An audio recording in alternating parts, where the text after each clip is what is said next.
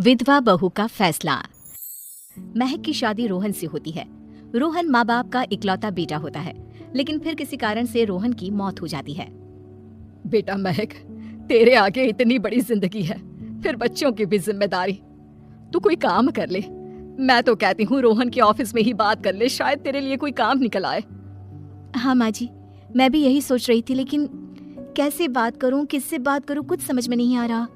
अब वो क्या नाम था रोहन का जो दोस्त हुआ करता था, पहले तो बड़ा आता था हमारे घर। राकेश की बात कर रहे हैं?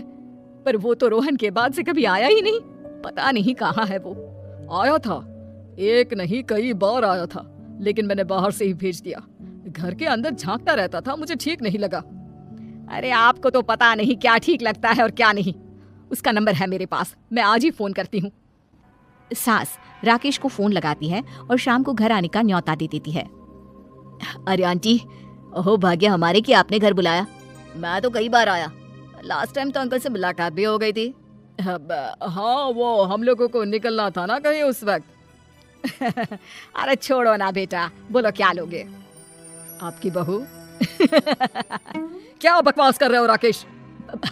अरे मेरा मतलब यह है कि आपकी बहू कहाँ है? भाभी जी के हाथ की चाय की बस एक प्याली मिल जाती तो। महक चाय लेकर आती है, लेकिन वो जैसे ही राकेश की ओर देखती है, उसे राकेश पसंद नहीं आता। वो अंदर जाने को होती है कि अरे भाभी जी कहाँ जा रही है, बैठिए तो सबके साथ। जी नहीं, बच्चों को खाना खिला रही हूँ, आप माँ जी से बात करें ना। अंदर जाने के बाद सास कहती है, अरे बेटा राकेश, वो क्या है ना, वैसे तो तेरे अंकल जी की पेंशन आती है, साथ ही ऊपर 2 मंजिल मकान से किराया भी, तो हम लोगों का तो अच्छा चल जाता है। लेकिन महक, उनकी चिंता आप न करें आंटी, आदेश दें बस आप तो। देखो भाग्यवान, रहने दो, कोई बात नहीं, मैनेज हो जाएगा। अरे क्या मैनेज हो जाएगा अंकल, हमें भी बता दें। आप चुप रहिए जी। अब वो क्या है ना राकेश, तुझे तो पता है कि रोहन के 2 बच्चे हैं, उनकी पढ़ाई लिखाई का खर्चा बहुत है। हम ये चाह रहे थे कि रोहन के ऑफिस में महक को भी अगर कोई काम मिल जाता तो। क्यों नहीं आंटी जी, मैं हूं ना, मैं बात कर लेता हूँ। वैसे तो आप हाँ ही समझिए। महक भाभी को बोल देना कि कल तैयार रहें मेरे साथ ऑफिस चलने के लिए, मैं मालिकों से मिलवा दूंगा उन्हें।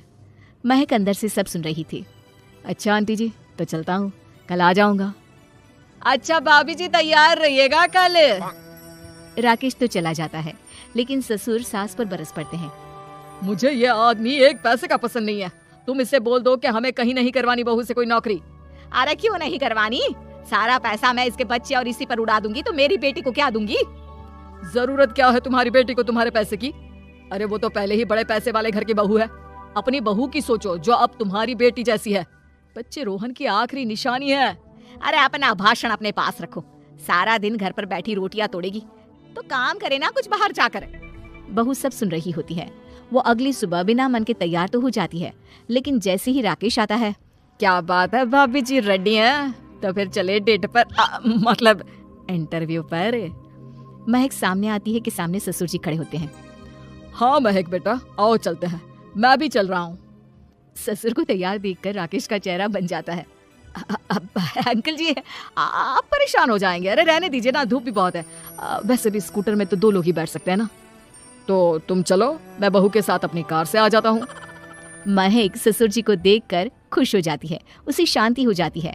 वो लोग रोहन के ऑफिस जाते हैं, जहाँ बॉस कहते हैं, नमस्ते अंकल। नमस्ते महक, कैसे हैं आप लोग? रोहन का सुनकर बहुत दुख हुआ अंकल। वैसे कैसे आना हुआ? बेटा, क्या हमारी बहू के लिए तुम्हारी ऑफिस में कोई काम मिल सकता है? हमने राकेश से इसी सिलसिले में तुमसे बात करने को कहा था, उसी के कहने पर हम दोनों तुमसे मिलने आए हैं। राकेश ने तो कोई बात नहीं की, ऊपर से उसने तो आज की छुट्टी ले रखी है, ऑफिस भी नहीं आया। बोल रहा था जरूरी काम से जाना है। महक और ससुर एक दूसरे को देखने लगते हैं। वैसे महक, क्या किया है आपने? इंग्लिश कैसी है आपकी? महक बॉस से अपनी पढ़ाई लिखाई और क्वालिफिकेशन के बारे में सब कुछ बताती है। ग्रेट, आपके लिए काम तो है, लेकिन ऑफिस में नहीं। सर मेरे बच्चे छोटे हैं, मैं फील्ड में काम नहीं कर सकती हूँ।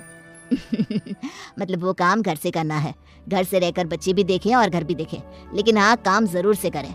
वो काम डाटा एंट्री का है, तो जब भी वक्त मिले काम करें, और इसके हम आपको अच्छे पैसे भी देंगे।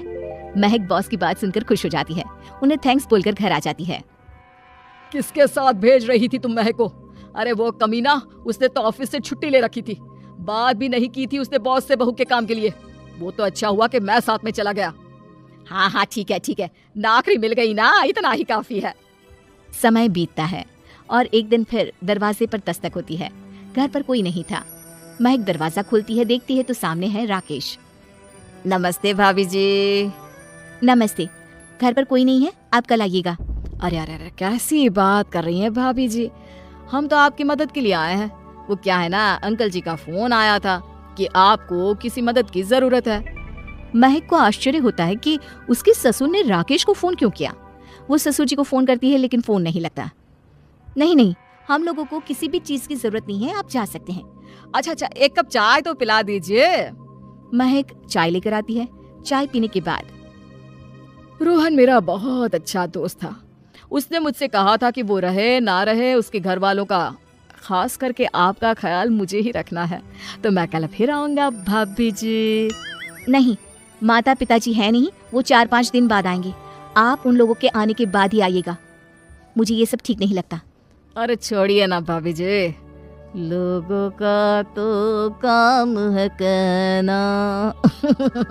मेरा मतलब है वो तो बोलते ही रहेंगे। आता हूँ मैं कल। महक को अब गुस्सा आ जाता है। हमेशा शांत और मधुर बोलने वाली महक पहली बार जिंदगी में फैसला लेती है और फैसला होता है राकेश को सबक सिखाने का। बड़े बेशर्म है आप। किसने कहा आपको कि आप आए? अरे भैया, साफ साफ बोला ना कि नहीं जरूरत है किसी की मदद की। मैं अकेले सक्षम हूँ अपना घर संभालने के लिए। आज आखिरी बार बोल रही हूँ, इस घर की तरफ आंख उठाकर भी देखा ना तो देख लेना,